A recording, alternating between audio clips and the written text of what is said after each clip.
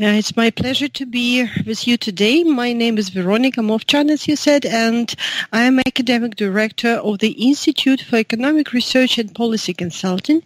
It is a think tank in Ukraine, and our organization specializes on economic analysis and development of policy recommendations for the government. The book, Deepening European-Ukrainian Relations, is the handbook prepared in consortium with actually 4 organizations.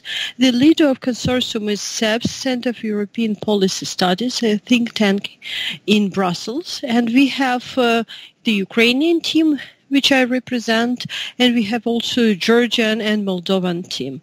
And actually we have now the set of 3 handbooks, each discussing the association agreement of the EU with the country, namely with Ukraine, with Georgia, and with Moldova. And the project was implemented due to financial support of the government of Sweden, SIDA. And the aim of these books actually to make the agreements much more understandable. The agreements are huge. It's for Ukraine, it's about 2,000 pages, which is fairly unreadable economic and legal text. And the goal of the handbook is first to condense it to the understandable to professionals and general public that likes to know that what the agreement means in specific terms, what is important to harmonize in terms of legislation, what may be delayed or postponed, and also describes this situation with implementation of these commitments as they were in the year 2016. Definitely the part of the book will be like history because the implementation progresses, but the description of the agreement and commitments remain relevant for years to come. The agreement is definitely not one time, 1 month or one night implementation. The transition period put itself in the agreement is 10 years, but a realistic assumption is it will take maybe up to 20 years to implement, because 10 years it is for legal approximation, but after you pass the law, you have to set all institutions and to ensure that they work efficiently. The longest implementation is expected for environmental commitments, which are very important, but in principle, they are one of the most difficult to implement. Just a couple more words. Currently, the agreement, the association agreement, is implemented in provisionally. It means that although the agreement is implemented in most of its parts, some of the parts that are related to the national authority of the European Union countries is not implemented until all countries ratify it. Actually, the only ratification we are currently waiting about is the ratification in the Netherlands. In 2016, they had referendum, which said actually no for ratification in the current status of the agreement. They now agreed on some reservations, and the ratification bill is resubmitted to the Netherlands Parliament, as far as I know, and we are now waiting for the decision for ratification. All other two other agreements, the Georgian and Moldovan agreements, are already ratified and are fully implemented. The positive news for Ukraine, that trade part of the agreement, so-called DCFTA, is already implemented. It is provisionally, but as most of trade and trade-related issues are the unique responsibility of the European Commission, the implementation of trade part was possible before all ratification. For Ukraine, the DCFTA implementation was postponed because we and European Union had more than a year of consultations with Russia to trying to meet the concerns of Russia regarding DCFTA. The consultation resulted in nothing because the concerns were not about the substance of agreement, but probably the existence of agreement as such. So no substantive concerns were identified. As a result, it was very difficult to tackle anything, and the agreement just went into force in January 2016 in its trade part, while the implementation of the rest actually started back in the end of 2014. So currently we have more than 2 years of the full implementation of non-trade parts and a year of implementation of trade parts of the agreement. Political parts, the agreement doesn't contain any laws to obey, but it stipulates fundamental principles of modern democratic state, definitely rule of law, democracy, respect to human rights, and these issues they create the fundamental value of the agreement, and if they are violated, actually agreement can be broken and can stop its implementation. So, and we have the so-called association agenda that stipulates some of the reforms that are expected from Ukraine to ensure that it adheres to these political fundamentals. And Ukraine is gradually moving. It's not the very easy process, but one of the key things that I am sure now important both for political environment and for economy of Ukraine is a juridical reform. It was launched last year in the middle of 2016. The amendments to constitution were passed to first, on the one hand, to increase the independence of judiciary branch of power, on the other hand, to increase its accountability and transparency. For example, currently, according to these new amendments to the Constitution, if the judge cannot explain the source of its wealth, it can be like withdrawn. It will stop being judge. Before it was no way almost no way to prosecute the judges who misbehaved. So the reform started. It will take about 3 years to see real results. At least the plans are for 3 years to come. So I hope it will significantly change the situation in Ukraine, although it's definitely not easy. On the other hand, we have economic commitments. What was already done is mutual opening of the markets. It was a bit asymmetric. EU opened it very fast for most of the products. Actually, it did it already in April 2014, even before all agreements were implemented as a part of autonomous trade preferences, just to support the country. Then the Russian aggression started, so to support the economy of the country, EU opened its market aligned with DCFTA commitments. So only now we have the further gradual reduction of remaining tariffs, but there are quite few of them that now remained.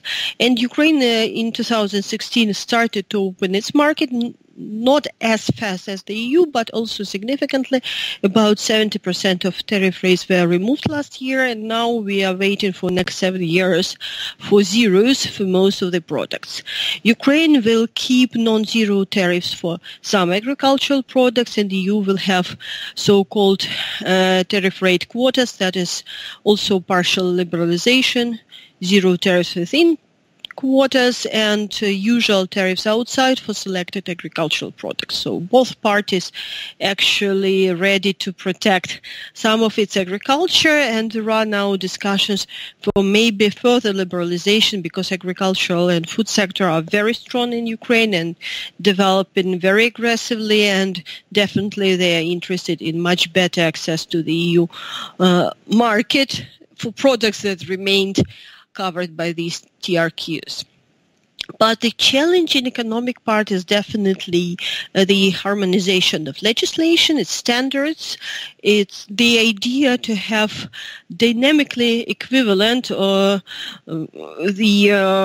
dynamically identical for industrial products, for some of industrial products, system of regulations, which will mean that they will be very similar to the common market, but it's the task for years to come. Also, already now the access to the EU market is quite good, so especially the challenge will be for agricultural producers and for food producers to ensure that all domestic firms follow the EU standards, because firms that are export now or they are going to export, they are adjusting very fast and they now implement the standards of the EU. But to supply the entire market with the products that are the same level of food safety than in the EU is absolutely different task. And we have another spheres where important changes will come. It's a competition policy. Also here it's more institutional changes. Legislation is largely in place, in line with international practices, but the task is to enforce it, because great legislation and high level of monopolization simultaneously is what we have now in Ukraine. Same refers to the protection of intellectual property rights. We do have quite good legislation, but their level of protection remains low, and it's important to change the culture of, of trust in property, in intellectual right property, which is sometimes also a question around the world with IT, how to protect it and whether we need such a strong level of protection, how to do it. But in any case, Ukraine committed to improve this sphere and to adhere European legislation in this sphere. And it especially concerns also the so-called geographic indications, which EU tend to protect, like wines, various wines, like champagne, like some cheeses, feta, roquefort, some of the hams. And Ukraine committed to implement the European level of protection of geographic indications in 5-10 years, because currently Ukraine tends to produce its own champagne or its own feta, and the producers have to rebrand.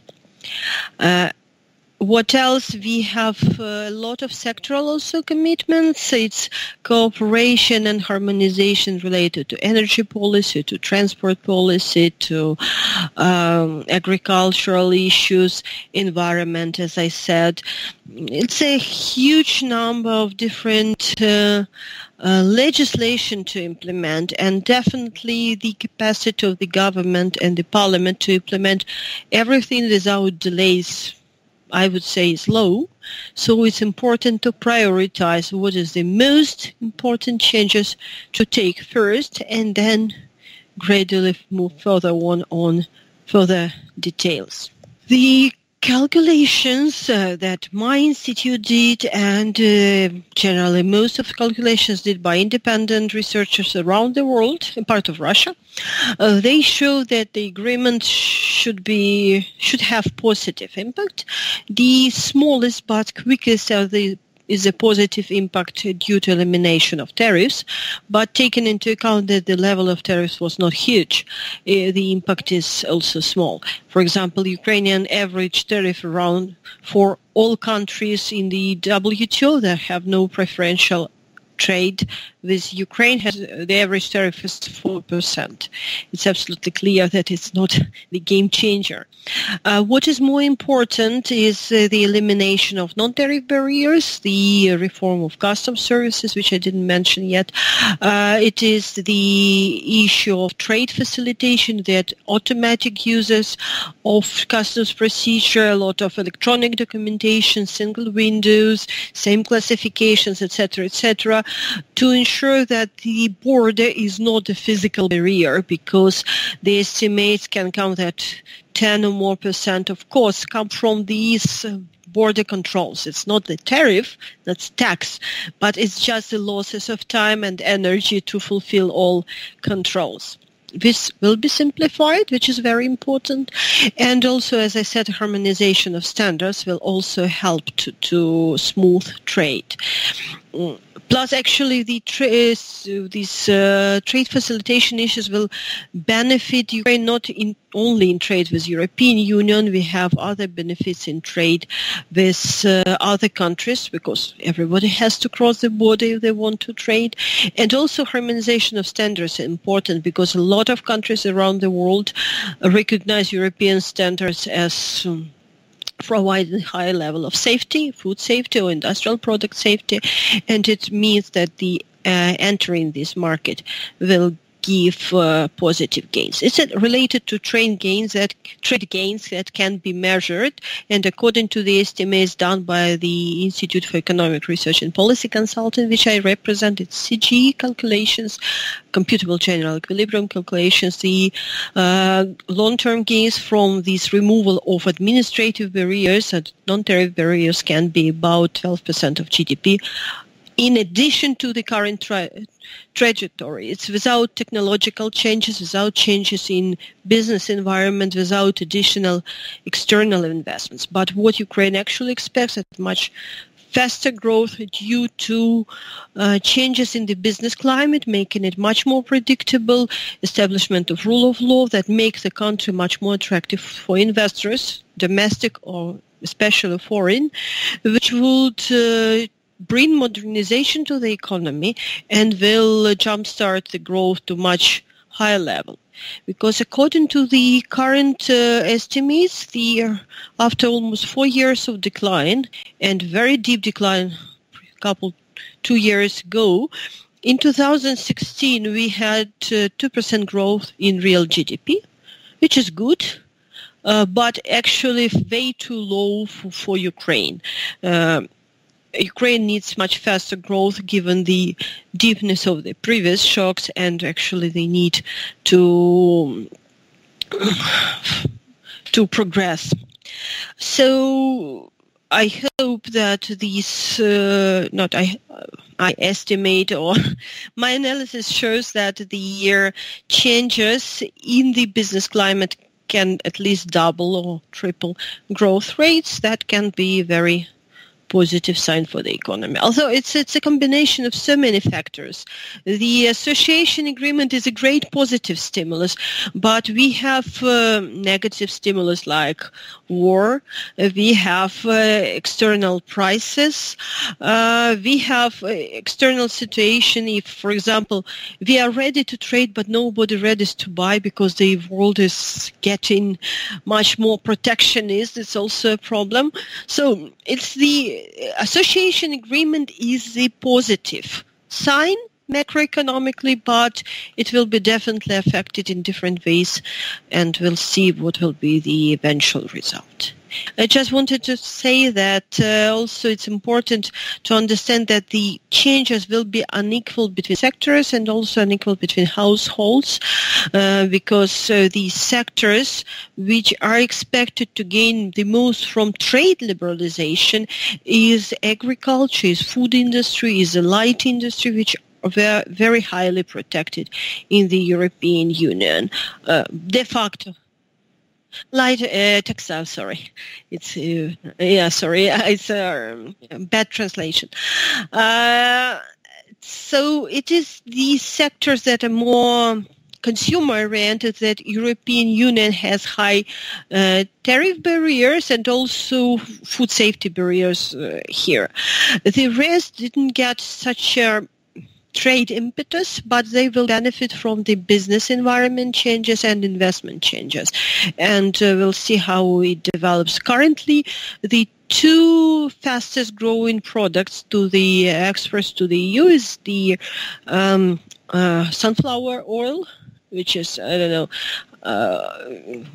why? Okay, so it's growing very fast. And the second category is the electronic equipment for automotive industry. Germany built a couple of factories, some of them quite a long time ago, but now a couple new. Japan followed, and there is a cluster of suppliers of automotive parts to the European Union in the Western Ukraine. But I think that there is much more possibilities for building now factories in Ukraine to putting the country into these production value chains. Ukraine, due to all the crisis that we have very low wage compared to the international standards, and we have qualified, educated labor force, very good logistics. So it's a very lucrative opportunity now for investors, and what we observe here, it's already happening. A lot of them are still waiting to see some of the end of the reforms, although most adventures are coming. And also we have very fast development of IT sector. The association agreement will stimulate that because actually it also envisages some harmonization of legislation and creation of something like common market here for digital economy. So, and the IT is one of the sectors that boosted disregarding all domestic policies. It doesn't need a lot of investments, a part of human capital, and the human capital is what Ukraine has now, disregarding all physical problems with infrastructure. Yes, it's also labor standards will increase gradually, and in principle it's interesting, a lot of issues are already covered by Ukrainian legislation. The issue is how to enforce it effectively. And then I'm asked whether any sector will disappear due to agreement. I said that I found one, not that the whole sector, not the one enterprise, the whole sector will disappear, is actually production of products related to asbestos, because it's cancer generating and it's prohibited in the EU. Yeah, but it's still in Ukraine, and that will definitely go out. The rest, there will be more competition, more stimulus to be efficient, not in competition for policy rents, but competition for consumer, for better products, quality, etc. One issue that bothers me, I don't know how technical it is that a lot of people say that agreement introduces quantitative barriers because they hear word quota. They miss first two words, that is a tariff rate quota, so it's no quantitative prohibition to export, for example, more to European Union. It is actually partial liberalization. That means that if you export some volume, it's duty-free. If you export more, you have to pay tariffs, as it was before. So not higher tariffs, not something new. So it's for over quota volumes, you have to just follow the tariff rules that was used before. And a lot of people just speculate saying, okay, you close the market for agricultural products, although it didn't open it fully, but it opened it to a certain extent. And the second one is that the people are saying that, okay, we don't see now huge growth rate in trade between Ukraine and the EU. According to National Bank of Ukraine, there's a preliminary data. We have about 2% growth of Ukrainian exports to EU, and 5% decline in total Ukrainian exports growth to the whole world. So EU is actually one only, and Canada, one of very few partners with which export is growing. And people say it's DCFTA gave us nothing, although they forget about, for example, international prices, global commodity prices, the economic situation in the countries that received the Ukrainian products, and also the economic situation domestically, because if we have industrial production growing only 2%, it's quite questionable what we can export if we are not producing. So it is sometimes the people try to use the current statistics without analysis to say that it gave nothing, although it's not true, and it should be clearly understood. Thank you for interviewing me. I'm happy that you noticed in Canada this book, that you want to introduce the book Deepening Ukraine-EU relations to the wider audience, because the goal was to show that the agreement is actually important, that it changes the whole world, economic world in Ukraine, and not only economic, the political world, and it brings Ukraine much closer to the EU, and it's a positive thing. So thank you for sharing our products. Thank you very much. It was a great pleasure.